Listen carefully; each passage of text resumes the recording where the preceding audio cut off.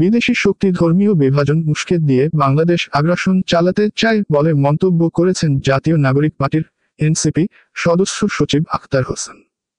রোববার রাজধানীর ইস্কাটনে এক গণ ইফতার অনুষ্ঠানে তিনি বলেন, বিদেশিরা বাংলাদেশের ধর্মীয় বিভাজন উস্কে দিয়ে আগ্রাসন চালাতে চায়। এ বিষয়ে আমাদের সতর্ক থাকতে হবে। বিগত দিনে বাংলাদেশ যে ধর্মীয় বিভাজনের রাজনীতি হয়েছে, এনসিপি কোনোভাবেই তা আর হতে দেবে না। এনসিপিতে যুক্ত দলিত হরিজন সম্প্রদায়ের নেতাকর্মীদের উদ্যোগে নেভি হাউজের গলিতে এ ইফতার অনুষ্ঠান হয়। সেখানে শতাধিক মানুষ অংশগ্রহণ করেন। এবারের রোজায় প্রতিদিনই এখানে গণ ইফতার আয়োজন করছে এনসিপি। ইফতারের আগ মুহূর্তে সংক্ষিপ্ত বক্তব্যে আখতার বলেন, জাতীয় নাগরিক কমিটি যে নতুন ধারার রাজনীতি চালু করতে চেয়েছে, সেখানে মুসলিম, হিন্দু, বৌদ্ধ, খ্রিস্টান সবার জন্য একটি বাংলাদেশ বিনির্মাণের শপথ নিয়েছে। আমাদের রাজনীতিতে আমরা মধ্যমপন্থা চর্চার কথা বলেছি। আমরা বাংলাদেশের মানুষের কাছে আবেদন রাখতে চাই, তরুণরা যে বার্তা নিয়ে এসেছে আপনারা সেই বার্তায় সায় দেবেন। তিনি বলেন, আমরা তরুণরা কাজ করতে গিয়ে নানা ভুল করতে পারি, কিন্তু আমি বিশ্বাস করি দেশের জনগণ আমাদের শুধরে দেবেন।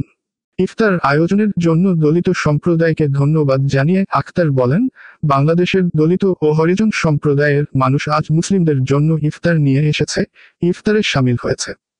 এটা বাংলাদেশের সম্প্রীতির আকাঙ্ক্ষায় একটি সুখকর বার্তা।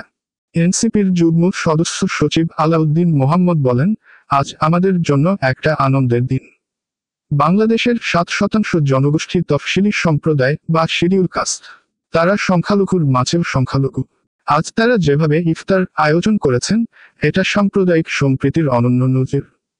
ভবিষ্যতে ধর্মের নামে, জাতের নামে কাউকে যেন ছোট করা না হয়, এটা সবাই খেয়াল রাখবেন। এনসিপির যুগ্ম মুখ্য সমন্বয়ক ভিমপাল্লি ডেভিড রাজু বলেন, এনসিপি মধ্যপন্থার রাজনীতি নিয়ে এসেছে। সেখানে সকল ধর্ম, সকল সম্প্রদায়ের মানুষ একসঙ্গে রাজনীতি করবে। বিগত 53 বছরে আমরা রাষ্ট্রের কোনো পর্যায়ে অংশগ্রহণ করতে পারিনি। জাতীয় নাগরিক পার্টির মাধ্যমে আমরা নতুন করে রাজনীতিতে যুক্ত হলাম।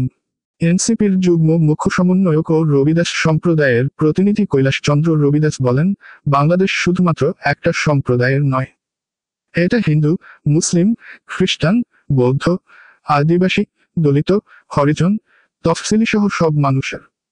এতদিন এসব সম্প্রদায় ঐতিহাসিকভাবে, কাঠামোগতভাবে, পদ্ধতিগতভাবে, আইনগতভাবে বিভিন্নভাবে বঞ্চনার শিকার হয়েছিল। নতুন বাংলাদেশ, 24-এর বাংলাদেশ এসব বৈষম্য দূর করার সময় এসেছে।